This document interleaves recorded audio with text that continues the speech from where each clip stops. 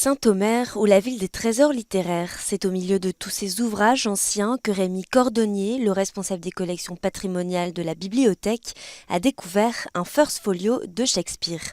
Ce livre fait partie de la collection des œuvres complètes de l'auteur anglais, publiée en 1623.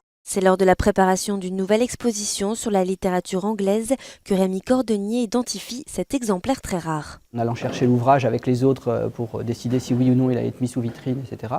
Il s'est avéré qu'il m'a semblé un peu plus ancien et j'ai compris pourquoi il était mal identifié, entre guillemets, en tout cas pas complètement identifié dans le catalogue ancien, puisqu'il manquait effectivement la première page. Il a donc fallu faire un peu de recherche pour commencer à identifier l'édition dont il s'agissait. Et après quelques recherches, j'ai commencé à me rendre compte qu'il s'agissait vraisemblablement de cette première édition. Vous avez l'intégralité de son œuvre. Et c'est très important parce qu'il y a au moins 16 des pièces en question qui sont contenues dans ce volume qui auraient été perdues, vraisemblablement perdues en tout cas, si on n'avait pas eu cette édition. That makes calamity of so long life. C'est avec fierté que le maire de Saint-Omer, François Decoster, nous lit ces quelques lignes et nous parle de cette grande découverte. C'est un outil culturel très puissant pour notre territoire, que nous allons bien sûr utiliser, qui nous ouvre les portes de très grandes institutions culturelles et qui en même temps nous donne aussi envie d'être véritablement une destination Shakespeare. Même si la star de l'exposition reste le First Folio de Shakespeare, d'autres merveilles sont à découvrir comme ce manuscrit des chroniques abrégées d'Isaac Newton.